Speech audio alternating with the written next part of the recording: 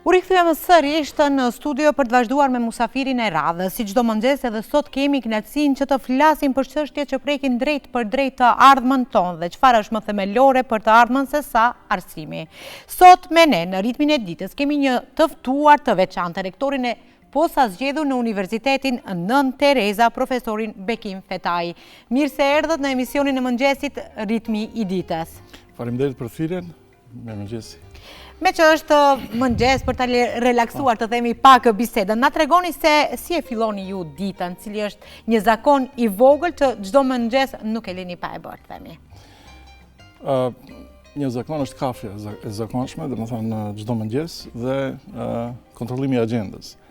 Për shkak angazhime të mëdha, është e zakonshme të bëj një listë tash që to do, edhe kontrollimi i kësaj agjende dhe fillon me njerë fillon me vazhdoni. Po kur mbaroni zakonisht rutinën e mëngjesit, ato detyrat e juaj që i keni, na tregoni kandidimin tuaj në krye të Universitetit Nën Tereza. A ishte diçka që i kishim menduar edhe më herët? Në diskutim me disa kolegë, domethënë më rekomanduan që unë të konkurroj për shkak se duke u nisur nga një proverb i cili thotë nëse së në gjesh një libër që të duhet, atëherë u shkruaj ti. Duke menduar se universiteti duhet lëvizë me një kahje për parimit, edhe duke nisur nga ky parim, edhe unë konkurova që ta bëj universitetin në mënyrën që unë mendoj se duhet jetë një universitet i mirëfillt, që unë nesër kur të them si profesor, të jem krenar që jam në këtë universitet. Dhe ky ka qenë motivimi kryesor. Motivimi kryesor. Kam dëgjuar së fundit të thoni se politika duhet të largohet nga kampusi, aty të lihen, të themi, të drejtohet nga akademikët e vërtetë. Po ndodh realisht kjo? A mund të na thoni se universitetet tona tani po fitojnë më në fund pavarësinë që e meritojnë? Po, mendoj se kohët e fundit kemi një lëvizje të tillë, domethënë universitetet janë më të pavarura dhe është një lëvizje rritjes nivelit të pavarësisë të universiteteve. Dhe kjo është qëllimi ndoshta edhe juaj kryesor që të dominojnë akademikët e vërtet në Universitetin Nën Tereza, që e dim që ka profesor të shumë të përmendur, që punojnë shumë me studentët dhe janë shumë të njohur, sidomos edhe për redaksin tonë që asnjëherë nuk na keni refuzuar qoftë për intervista, qoftë për gjëra të tilla që kemi pasur për të diskutuar. Po, sigurisht që kemi një palet të madhe të profesorëve entuziast, të cilët japin maksimumin nga vetja dhe mendoj se është një staf i shkëlqyer, sidomos edhe një staf i ri, entuziast, shumë motivuar që të kontribuojnë dhe nuk e shohin veten, domethënë, jashtë arsimit, janë komplet të okupuar me çështën e arsimit, e marrin edhe në shtëpi, domethënë, gjithë këtë punë edhe i shohim shpesh, domethënë, edhe jashtë orarit punës. Mendoj se ky entuziazëm meriton, domethënë, që të lehtë dhe të mundsohet profesorëve dhe akademikëve që të arrisin universitetin edhe ta zhvillojnë në një kahje edhe më të mirë.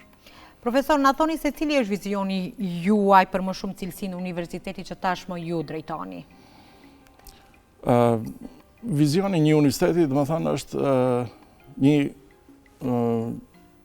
ne zakonisht preferojmë ta quajmë si një tempull i dijes, ku do të dominon, domethënë, një respekt, ruajtje e dinjitetit dhe integritetit të çdo kujt, duke filluar nga studenti deri te kolegët, administrata njëri me tjetrin, ruajtja një atmosfere pune, domethënë korrekte, zhvillimi i cilësisë së arsimit, domethënë mësimdhënies dhe mësimdhënies, rritjen e hulumtimeve, publikimeve shkencore dhe me këtë, domethënë, universiteti, domethënë, të kalon rangimet e universiteteve, ku fatkeqësisht ne jemi në përgjithësi gati se gjithë universitetet në shtetin tonë jemi në universitete mësimdhënëse, si jemi shumë universitete, domethënë, as pak nuk finansohemi për hulumtime dhe publikime.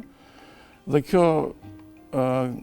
ky problem, do të kisha thënë, është problemi kryesor pse edhe nuk rangohemi shumë lart në këto listë, por nuk mendoj se jemi larg universiteteve tjera, domethënë botërore, në aspekt të mësimdhënies. Por fatkeqësisht mësimdhënia si kategori as pak nuk përfillet në këto rangimet. Është komplet ashtu si me quhet, rangimet janë pura me publikime shkencore. Dhe këtu duhet bëhet, domethënë, një investim që s'pakut këto publikime të miren parasysh dhe mbulohen nga s'pakut Ministria e Arsimit dhe ndajnë një sasi më e madhe mjetësh që të mundemi gjithë universitetet të lëvizim më lart. Pjesa tjetër është edhe infrastruktura. Normalisht ne jemi universitet i ri, kemi nevojë për infrastrukturë më të mirëfillt, na duhen shumë laboratore, domethënë kushte më të mira. Dhe pjesën tjetër, motivime dhe studentët kemi shumë të motivuar, shkëlqyer. Mendoj se pjesa tjetër domethënë do të arrihet shumë shpejt. Shpresojmë se jo. Cili është programi apo drejtimi që ju personalisht do ta zgjidhni nëse do të ishte sot në rolin e një maturanti, pasi që kemi drejtime të reja, zakonisht mund të themi që Universiteti Nën Tereza gjithmonë është sa më afër studentëve dhe për të parë se çfarë i nevojitet vendit tonë, cilat drejtimet i duhen vendit tonë. Unë kisha zgjedhur përsëri drejtimin në të cilën janë shkencat kompjuterike, mirë po. Ne duke parë këtë problem se shumica e maturantëve nuk kanë informatat mjaftueshme që të orientohen në karrierën e tyre, ne nisëm një iniciativë dhe zhvilluam një software ku përmbledhëm 4 kategori të ndryshme. Janë teoriat e Gardnerit të inteligjencës të shumëfisht. Sipas Gardnerit janë 9 inteligjenca të ndryshme. Dhe ne në formë të pyetësorit, domethënë i kyçëm gjithë këto në një software. Janë indekset e stileve të mësimit nga Folder dhe Solomon. Janë gjithashtu Myers-Briggs tipet e mënyrës së mësimdhënies, introvert, ekstrovert, pastaj kemi kategori të ndryshme. Dhe në fund i kemi shkatësit sipas Bashkimit Evropian, të cilët në agjendën e tyre kanë të orientuar në 2025-2030, që edukimit kalon më tepër edhe në shkatësi dhe në universitetet tash të mundohen më tepër, domethënë të kyçin edhe shkatësitë të ndryshme. Ne këtu si kategori të 4 kemi kyç edhe shkatësitë, pyetësor për shkatësitë. Dhe në fund gjithë këto 4 kategori nga ky pyetësor të dhënat që do t'i fusë studenti kemi lidhur me software të inteligjencës artificiale, DeepSeek, i cili ka një API, është Application Programming Interface, i cili vjen për momentin, ishte falas, tash është shumë i lirë, është 0.02 cent për një muaj dhe ai në fakt gjithë të dhëna i përpunon dhe në fund studentëve u nxjerr 3 drejtimet për të cilat ato kishin arritur sukses të lartë dhe në fund 3 fakultetet ku këto drejtime mund t'i gjejnë. Dhe mbas testimit të shumë kolegëve e vërtetuan se përputhen, domethënë janë spaku, unë kur e testova domethënë më dolën shumë drejtime sakta për ato unë që kisha dashur. Dhe në fund ne kishim ditën e hapur në 7 maj dhe këtë software u ofruam gjithë vizitorëve të shkollave të mesme, gjithë nxënësit ta testojnë këtë software dhe në fund në fakt ta njohin veten. Për shkak se kjo është një zgjedhje e profesion, një prej gjërave kryesore në jetë, ku ato duhet të kenë informatë pak për veten, të shohin cilët i kanë shkatësitë dhe ta njohin veten, domethënë përmes natyrës dhe çfarë aftësi natyrore ose shkatësi personale kanë dhe sipas kësaj domethënë të orientojnë karrierën ose fakultetin ose drejtimin ku dëshirojnë ato të studiojnë, për shkak se mungesa e informatës, shumë e shokëve duan të studiojnë këtë, edhe ky ka qenë faktori kryesor si edhe kanë zgjedhur drejtimet. Dhe shumica mbas një kohë vërtetojnë se nuk kanë dashur as pak të studiojnë këtë dhe kthehen përsëri, zgjedhin drejtim tjetër. Dhe ne mendojmë spaku me këtë të kontribuojmë dhe të ndihmojmë. Dhe ky software, domethënë për një kohë të shkurtër do të jetë në webfaqen e universitetit tonë dhe në pjesën e studentëve dhe mund ta zgjedhin domethënë spaku ta testojnë veten, ta shohin ku janë, të orientohen se ku janë. Po. Dhe ta njohin edhe veten, të shohin çfarë rekomandime u jep. Edhe pastaj normalisht përsëri zgjedhin ta bëjnë në bazë të informatave plus që do t'i kenë edhe për këtij software. Kur jemi tek maturantët, edhe ju sapo jeni zgjedhur rektor i ri Universitetit e Nën Tereza, pse studentët e ardhshëm duhet ta zgjedhin Universitetin Nën Tereza? Cilët janë risitë më të mëdha të themi që universiteti ju ofron qoftë në program studimi apo qasje pedagogjike apo mundësi të themi ndërkombëtare? Unë do të kisha veçuar se programet tona janë të orientuara. Ne dallojmë drejtime shkencore dhe drejtime profesionale. Drejtimet profesionale i kemi të drejtuara nga bizniset e ndryshme dhe nga nevojat që kemi këtu në Shkup, në industri dhe mundësitë e punësimit, për shkak se ne vlerësojmë se numri të punësorëve, të studentëve tonë të punësuar është një prej indikatorëve të cilët tregojnë edhe për punën tonë. Dhe kemi filluar edhe këtë ta masim, domethënë sa prej studentëve tonë që diplomojnë, dhe jemi në proces të krijimit të zyrës së alumnit, i cili do t'i ndjek gjithë këto dhe cilët student kanë arritur sukses dhe do të kyçem edhe ato në ceremonitë tona të ardhshme dhe do të shpërblejmë edhe ato më të suksesshmit që kanë diplomuar mbas disa kohëve dhe kanë arritur shumë sukses dhe të thirrin përsëri që të motivojnë studentët e gjeneratëve të reja. Kjo është domethënë niveli i lartë i mësimdhënies, mundësitë që i kanë gjithë profesorët, domethënë u ofrojnë mundësi të ndryshme studentëve, janë të hapur, çdo moment studentët i kanë në qasje, edhe nëse i takojnë në pauzë midis lëndëve të ndryshme, mund të ofrojnë të përshtrojnë pyetje profesorëve. Gjithashtu ato të diplomuarit në fund të diplomimit e ruajnë emailin dhe qasjen në universitet, domethënë një herë në Universitetin Nën Terezë, çdo herë ngelin si antar të universitetit dhe mund të kthehen të këshillohen me profesorët e vet, marrin rekomandime dhe ndihmë në fakt në projektet e tyre të ardhshme profesionale. Momenti i dytë është gjithashtu përveç këshillimit të studentëve, është edhe aspektet e hulumtimit, të cilët kohët e fundit për drejtimet që janë shkencore, të cilët do të orientojnë më tepër në vazhdojnë studimet e tyre dhe në magjistraturë dhe doktoraturë, u ofrohen domethënë edhe trajnime në suaza të lëndëve, po edhe njëkohësisht edhe jashtë lëndëve, për mënyrat e si duhet të krijohet një raport, një hulumtim, si duhet domethënë përgatiten këto aspekte shkencore të shkruarjes së një dokumenti, mënyrës se si duhet definohen pyetjet hulumtuese, hipotezat, objektivat e një hulumtimi dhe çfarë është më rëndësi në këtë rast. Dhe ne në moment si objektiv kryesor kemi edhe digitalizimin dhe kyçjen e sistemeve elektronik dhe zhvillimit të software dhe vazhdojmë me software tjerë të ardhshëm.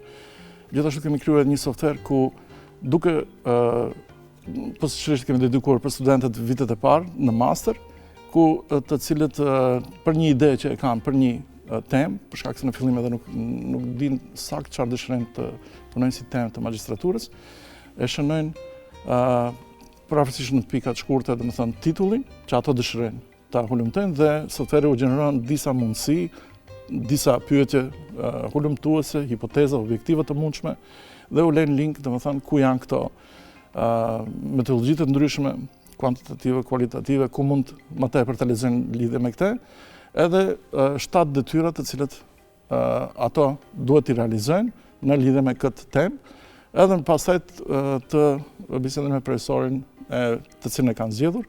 Mbasi ta qartësojnë domethënë këtë pjesë, duhet në fakt të lexojnë 30 punime shkencore, vetë softveri u gjeneron linqet të cilët janë më të përafërta me atë të cilën ai mendon. Ato duhet bëjnë një matricë ku i mbushin gjithë këto të dhëna me punimin, me hulumtimet, domethënë shprastirat që janë për momentin në këtë fushë dhe puna në të ardhmen që rekomandohen në gjithë këto punime më të cituara, kjo është një prej rekomandimeve. Ky software gjeneron punimet më të cituara në fakt dhe duhet fokusohen në këto punime, të analizojnë dhe në fund të bëjnë një analizë gjithë përfshirës të këtyre punimeve dhe në fund shkojnë ke profesori, bisedojnë se kjo është puna të cilën kanë realizuar. Në këtë mënyrë ky lloj trajnimi edhe përmes këtyre softvereve të cilët u lehtësojnë punën në mënyrë të dukshme sidomos fillestarëve. Mendojmë se dhe më të tjerë do të zhvillojmë me software të tjerë të ndryshëm si për kraj për studentët dhe ndihmë për studentët. Profesor, pas pajisjes me diploma, shumë studentët apo shumë të rinj të themi e kanë të vështirë të gjenden në tregun e punës. Mund të na thoni si do të asiguroni që një student i Universitetit të Nën Tereza sapo të diplomohet të jetë realisht të themi i përgatitur për jetën profesionale? Ne mendojmë të gjithë ta fuqizojmë zyrën e karrierës ku të gjithë informatat dhe kërkesat që i kanë në industri vinë edhe te zyra e karrierës dhe ato i përcjellin këto informata. Gjithashtu ka edhe qendër karrierës në nivel shtetëror dhe gjithë këto informata nga këto tipe të qendrave, domethënë sublimohen së bashku dhe i ofrojnë studentëve dhe të zyra e karrierës mund të shkojnë dhe këshillojnë ku dhe si mund të aplikojnë dhe cilët janë mundësitë ndryshme. Mendoj që kjo në të ardhmen duhet të fuqizohet pak edhe më tepër dhe ne mendojmë përmes programit Puno dhe Studio dhe shumica e studentëve të ofrojmë një mundësi, domethënë kolegëve të rinj, domethënë këto që janë në master, të ndihmojnë kolegëve deri diplomik, që t'i këshillojnë se zakonisht këto në master i kemi të punësuar dhe mbas një kohë vinë edhe të studiojnë në magjistraturë dhe kanë një njohuri të cilën mundohemi që ato t'u apërqen student, për shkak se profesorët përgjithësi më tepër fokusohen në mësimdhënie dhe ndihmën që mund ta marrin për kolegëve të vet, të cilët e kanë kaluar këtë rrugë, është edhe mjaft me rëndësi dhe mundohemi të kyçim ato në sistem që të marrin edhe për atyre feedback edhe të kenë në qasje informata edhe për kolegëve të tyre të diplomuar që kanë punuar në histori dhe kthehen përsëri në universitet. Ju në fillim të bisedës do pak e cekët është mungesa e kërkimeve. Çfarë mund të bë Universiteti Nën Tereza në këtë drejtim që të ketë sa më shumë projekte dhe më shumë ndikim në fushën shkencore? Në fakt, problemi këtu qëndron në aspektin e financimit. Domethënë, në përgjithësi, në nivel shtetëror, shumë pak financa dedikohen për hulumtime dhe publikime shkencore. A paradoksi qëndron atë se gjithë rangimet bëhen me publikime shkencore, këndej befasohen pse nuk jemi në këto rangime. Thjesht nuk mundemi të paraqitemi në rangime nëse nuk financohet ajo pjesë. Ajo pjesë. Dhe për atë ju e cekët edhe në fillim që thatë për atë është, ndoshta nuk është Universiteti Nën Tereza në atë listë sa më lart për shkak Po, posaçërisht për shkak mungesës së përkrajes për publikime të sidomos kohëve të fundit kemi revistat me impact faktor, të cilët janë një prej kategorive kryesore për rangimet e universiteteve, por janë edhe metodologji të ndryshme.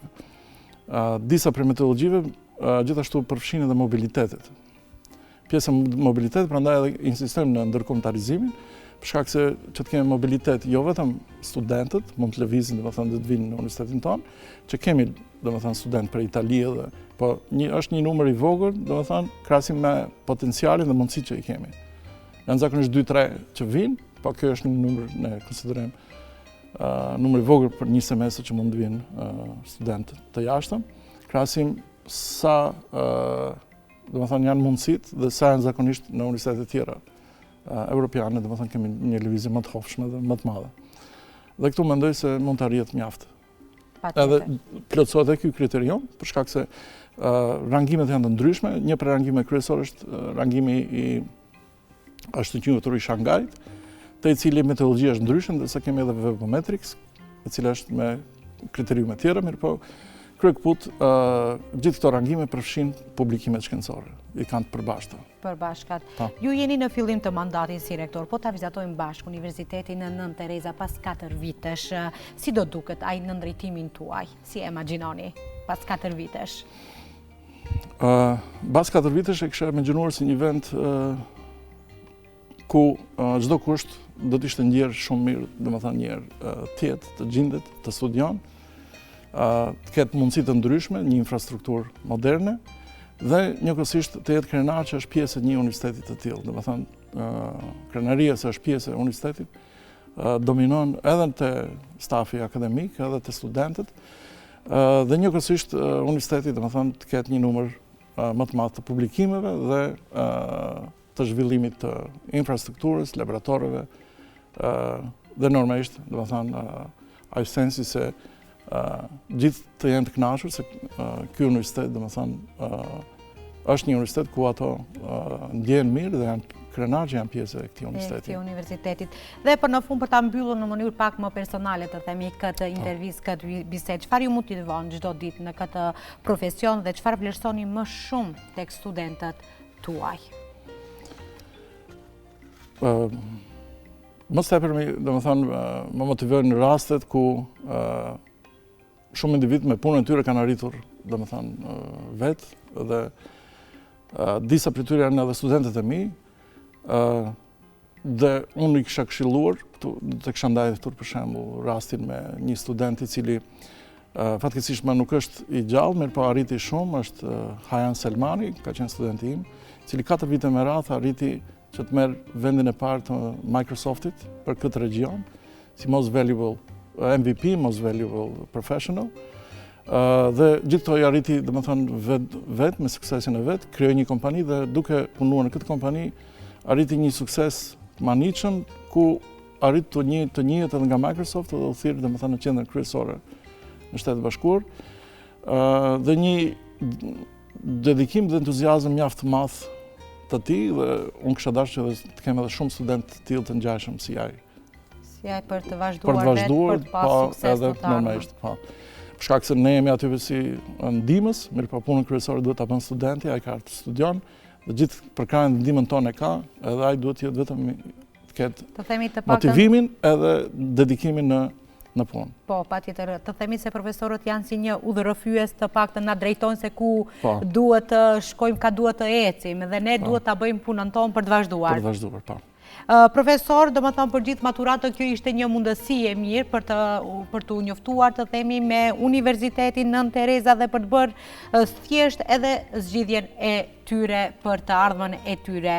Dhe ju falemnderit shumë që ishit pjesë e emisionit të Ritmi i Ditës. Shpresoj që do ju kemi së shpejti, do vim t'ju injizojmë me projektet e juaj të reja. Tani si rektor i ri, shpresoj që në të ardhmen do bëhen ndryshime me projekte të reja që janë në favor të studentëve tanë të ardhshëm. Faleminderit.